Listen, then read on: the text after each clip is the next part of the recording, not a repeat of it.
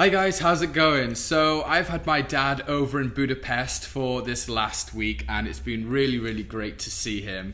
His name is Peter and he is an old fogey now, but we'll not talk about that too much. But yeah, I mean, when I was a kid, my dad used to be traveling the world a lot, and as you've seen in one of his videos, he was vlogging in Hong Kong on an old camera, and you were pretty much one of the first vloggers, weren't you? Hey! Hi guys! Behind us is a trams. We're going to go and get a tram, and we're going to film the tram going to from here, which we're in Central. This is their Central area, and we're going to go to Wan Chai. So we're going to film the tram ride from here to Wan Chai. See you in a minute. If you'd carried that on, it's called vlogging or blogging. Vlogging. Vlogging. Vlogging is vlogging is with a camera, and blogging is on a right. I've learned something already. Yeah. So yeah, my dad was vlogging before it was cool, and if you'd stuck with it, you would have been a millionaire now, wouldn't you? Yeah, because that was 30 years ago. Yeah. Yeah.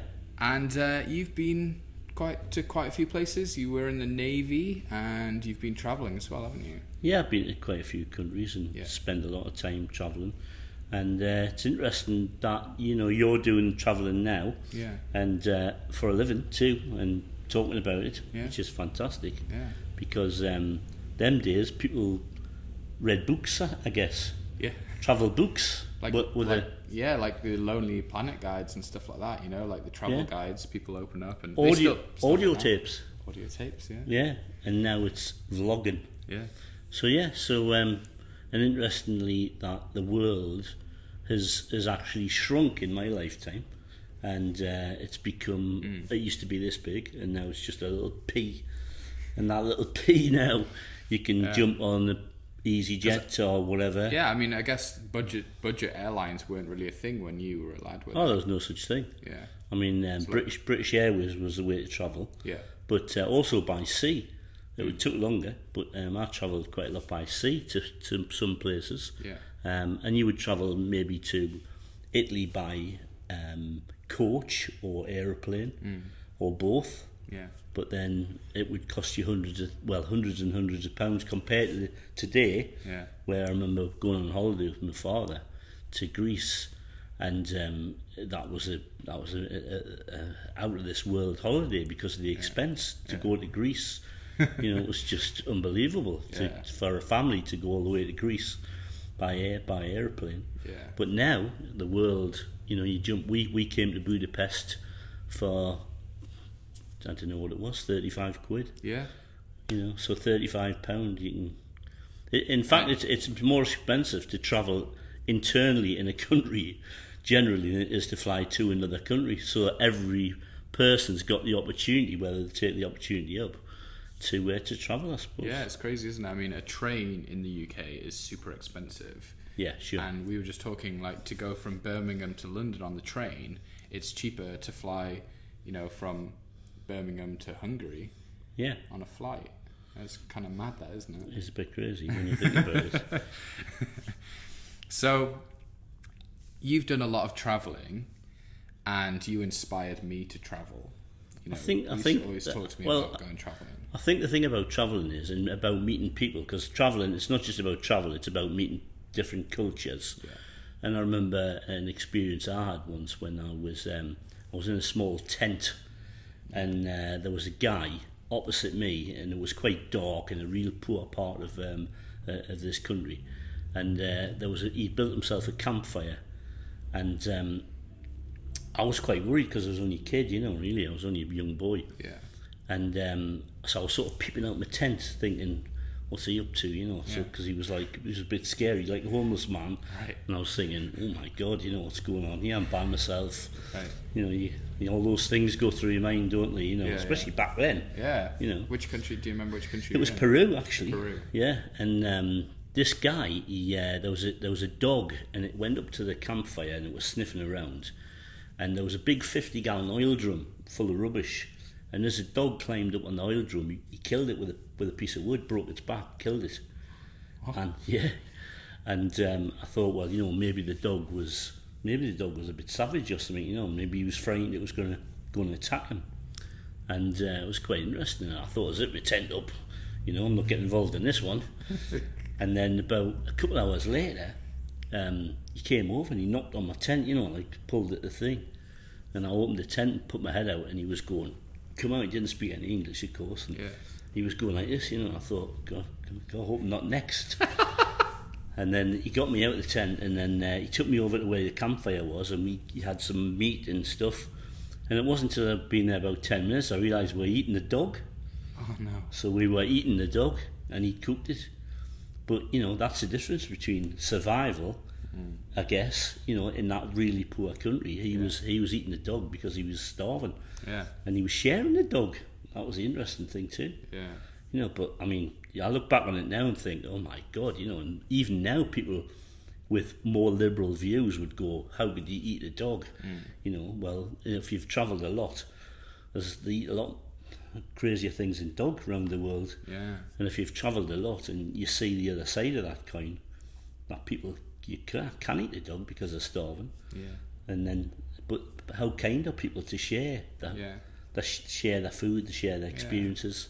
I think in the Western world with food, we sort of become oblivious to where it's actually come from. It's disgusting, really, in where we live. We way too much meat and stuff. But like, for example, we see a cow and we see like milk, cheese, and steak. Whereas, you know, in Vietnam, they'll see a dog and they'll see food, and they'll see a cat and they'll see food. Yeah. And, you know, that shouldn't be any difference. You know, you can't love one animal more than another, you know, just because you prefer eating that one and you don't prefer eating that one. Can you really? No, you know? No. And, you know, and also it changes your value about food and about people and about life. Yeah. Because, you know, I see the supermarkets at home, and they've got huge dustbins out the back full of the food of the day that has run out of the sell-by date. Yeah. And they've put padlocks on the dustbins so people can't get into their dustbins. Yeah. And all that food is going to a tip somewhere, you know. And it's hard to reconcile the fact that on one end of the world there's a guy killing a dog for his next dinner, and then on the other end, and then round the corner, because the world has got shrunk, hasn't it? Yeah. You could be in his country and in your country in less than 3 or 4 hours. Yeah. And just 3 or 4 hours away, there's a supermarket filling a bin full of food that would save people's lives. Yeah. It's just a bit mad, isn't it? You know, the world's gone a bit nuts, really. It is mad. But that's why travel puts a perspective on your life, doesn't it? Yeah. It does put your whole life into perspective. And you've changed since you've been travelling, and physically, mentally, you know, definitely grown, changed, haven't I? Yeah, grown. Definitely, yeah. So what in your experience of growing as a person, what's been the most prolific thing for you that I've learnt while travelling? Yeah. I would say the biggest thing that I always think about is like there's both sides to a story. Like, you know, there's always like, you know, even back at home now, if someone says something to me, I want to know the other side of a story, because, you know, that's always the case. And you can go to a foreign country. For example, the biggest thing that hit me was Vietnam. And, you know, in America, it's the Vietnam War. But in Vietnam, it's the American War. Yeah. And, you know, you learn a little bit in English sort of schools about the Vietnam War, but not much. Well, history is written by the people who win. Yeah. But seeing their side of the story was just completely crazy. Yeah, the other side of the coin. You know, I'm not saying that the Americans were wrong or they were right, or Vietnam was wrong or right, but there are two sides to that story. And you've got to know the facts of both before you can make a decision on what you think would be right in that situation. But yeah, I mean, history. I love history. I love war, and I love that sort of history and stuff. We've just been to the Terror Museum now, haven't we? Fantastic. In Budapest. I really do recommend that if you do come here. The Terror Museum. It shouldn't really be called the Terror Museum. It should be called the history, the Budapest struggle of Budapest, shouldn't it? Oh yeah, because they have struggled here, haven't they? The struggle of Hungary, isn't it? Yeah, struggle of. I'll tell you what really amazed me about that museum and that walk and that whole thing, that whole museum thing was just how young it is. Yeah, you know, people like were only let out of prison 2002. Yeah, 2002. That's last week, isn't it? That's last week, isn't it? Yeah. I mean, history-wise, it's last week. Yeah. And you just think, well, how did it go on with that in this world? How did those people were they interned for so long? It's crazy, isn't it? And that's both sides of the stories, you know. Like, for example, you know, the Germans had one side, the Soviets had one side, and the Hungarian people had one side. And, you know, we learned a lot of stuff during the war, didn't we? Sure. And you grew up through the time that they were going through the struggles in the Soviet Union. Yeah. But, I mean, you didn't really know much about it, did you? It didn't impact us because No. we're an island that's never been occupied by anybody, I guess. Yeah. But that was a fantastic and just an amazing museum to go around. But I think travel brings more people together, and the more people travel, the more you see a person as a person. You know, there's a lot of racism in this world still today. Massive. You know, there's a lot of prejudice still going on and stuff like that. And I think, you know, if I walk down the street and I see a Thai person, you know, I see them as a person, you know, and I love Thai people. And, you know, on the flip side of that, someone that's never travelled may walk down the street and think, well, who's this? Yeah. Like, why are they here? They have these assumptions, don't they, about people? And I just think if it's a look as well, isn't it? I mean, you look different to when you were 18 or 19. Yeah. And I bet you people look at you and have assumptions. And then if you shaved and you wore your hair differently, you'd have a different assumption. Yeah. Well, yeah, I guess. But you know, people are all like icebergs. You know, there's that tiny bit sticking out of the water. Yeah. But actually, underneath, there's all this history of that person and their life and what they've done and who they are. It's under the water. We don't get to explore that because all we see is the tip. Exactly. Yeah, so, I think that saying, you know, never judge a book by its cover, is you've got to adopt that in everyday life. Otherwise, you just become so naive that you know you won't live properly. You won't see the world. Yeah, and I think a lot of the world's troubles, or people are very, very naive. You know, they don't know what's going on in the world. Oh, yeah. Most Americans haven't got a passport. They've never been outside of America. So, you know, their whole philosophy of the rest of the world is based on what they hear within their state, if you like. Yeah. So, you know, it's a bit like a guy who never moves out of a village in India.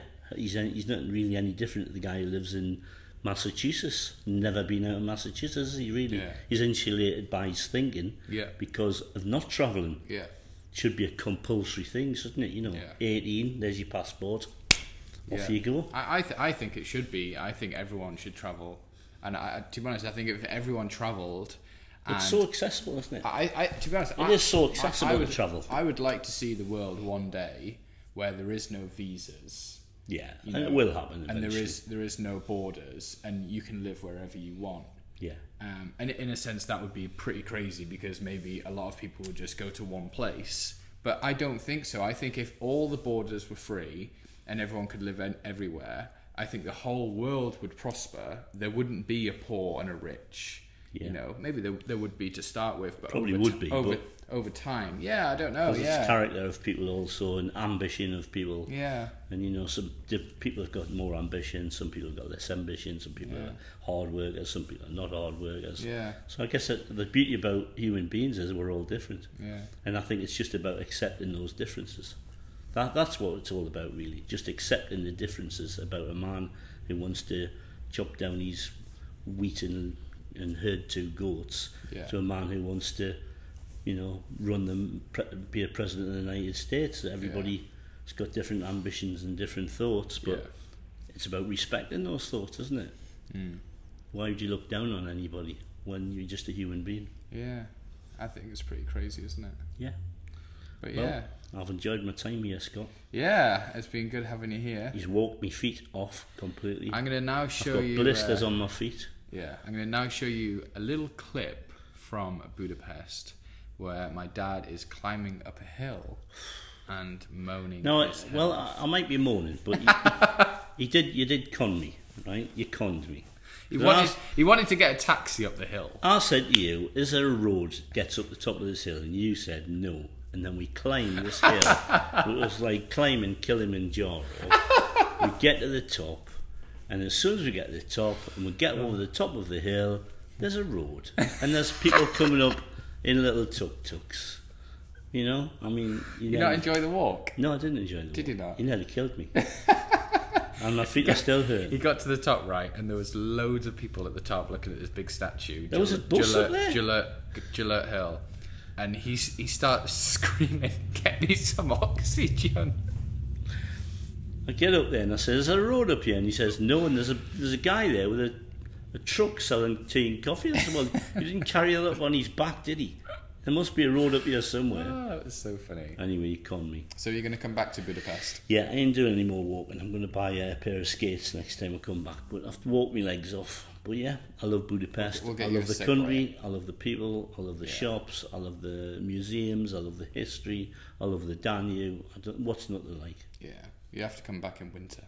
Yeah, I'd like to do winter in Budapest. Yeah. You come ice skating. Ice skating? I can ice skate. And so can you. Okay, well, thanks, Scott. Yeah, thank you, Dad. You've looked after us, mate. And never too old to kiss your dad, are you? Never too old.